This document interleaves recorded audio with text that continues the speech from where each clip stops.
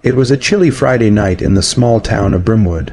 The streets were almost empty, except for the distant echo of a barking dog and the faint hum of streetlights. Inside a modest one-bedroom apartment, Aarav, a 23-year-old college student, was finishing up a long week of assignments. He had plans to relax: pizza, horror movies, and a gaming marathon. But destiny had other plans. At exactly 11:47 p.m., his phone buzzed. Unknown number. He almost ignored it, thinking it was another scam call. But something about that moment, the eerie silence of his apartment, the flickering light above, made him swipe answer. "Hello," he said casually. For a few seconds there was only static. Then a whispering female voice replied. "Why did you leave me there?" Aarav frowned.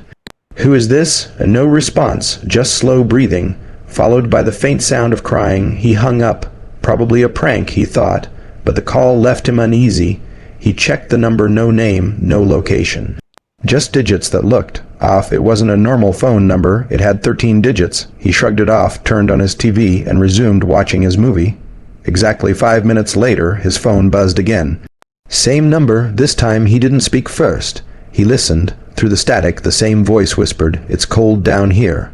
"You locked the door, Aarav." He froze. How did she know his name? He quickly ended the call and checked every lock in his apartment, all secure. He even opened the front door to look into the hallway. Nothing. When he came back, his phone was on the table screen, still glowing. A new message had appeared. "Look outside." He hesitated, then peeked through the blinds. Across the street, under the flickering lamp post, stood a woman in a white dress. Her long hair covered her face. She was standing completely still, facing his window. He blinked and she was gone. The phone buzzed again. He picked it up, his heart racing. "You left me on Friday night." The line went dead. Aarav didn't sleep that night. The next morning, Aarav was still shaken. His eyes were bloodshot, and his head throbbed from lack of sleep. He tried to laugh it off when telling his friend Nikhil at the cafe, "It's probably just someone messing with you." And Nikhil said, "You sure you didn't sign up for some horror prank app or something?" Aarav forced a smile, but deep down, something told him this was more than a prank. That evening, he tried to distract himself by cleaning his apartment. As he was dusting his old study table, his elbow hit something under it, a loose floorboard. Curious, he pried it open and found a small old phone covered in dust. He didn't remember ever owning it. When he turned it on, it surprisingly worked. Only one message was saved inside from a contact named Mira. "I'll wait in room 13. Don't forget me this Friday night." Aarav's heart dropped. He remembered that name. 2 years ago, before he moved into this apartment, he used to volunteer at an old building near his college. The building was once a girls' hostel, but a fire had shut it down after one of the residents, a girl named Mira, went missing. No one ever found her body. He had visited that place a few times on a Friday night, and he remembered helping her with a broken phone once, that same old model. Suddenly, his phone rang again. Unknown number. Same 13 digits. This time, a calm, familiar voice said, "Come to room 13." He dropped the phone. It fell to the floor, screen cracked but still glowing. The words Friday 11:47 p.m. blinked on it repeatedly, the exact time she first called. He wanted to ignore it, but curiosity and guilt consumed him. By 11 p.m., Aarav found himself standing in front of the abandoned hostel.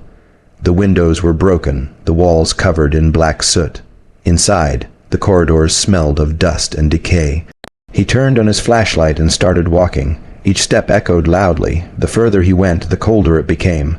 When he reached room 13, the door was slightly open. Inside was a small, burned-out room. A single mirror hung crookedly on the wall, covered in soot. Beneath it lay an old phone identical to the one he found. Suddenly, the door slammed shut behind him. The lights of his flashlight flickered. Then, in the mirror, he saw her reflection: pale, burned skin, long hair, and hollow eyes. She whispered, "You said you'd come back." He turned around, but the room was empty. In the mirror, she was still there. Then the reflection smiled. Aarav ran from the building, gasping for breath. Outside, he found Nikhil waiting in his car. "Bro, what the hell are you doing in there?" And Nikhil shouted. Aarav didn't answer. He just looked behind. The hostel windows were all dark except one, room 13, where a faint silhouette still stood. When they reached home, Aarav tried to explain everything: the calls, the phone, the reflection. Nikhil didn't believe a word, but agreed to stay the night to calm him down. At 11:47 p.m., Aarav's phone rang again. Nikhil saw it too. "Dude, it's that weird number again." Before Aarav could stop him, Nikhil answered the call. "Who is this?" And Nikhil shouted. A pause, then the voice whispered, "You shouldn't have come back." The lights in the apartment flickered. The TV turned on by itself, showing static. In the static, a faint shadow appeared a woman's face. Nikhil threw the phone away. Aarav picked it up and shouted, "What do you want from me?" The voice replied softly, "I just want you to remember me." Then silence. The power went out completely. Only the phone screen glowed, showing a live video feed of room 13. In the video, the mirror was visible, and in the mirror Aarav was standing there, but he was still in his apartment.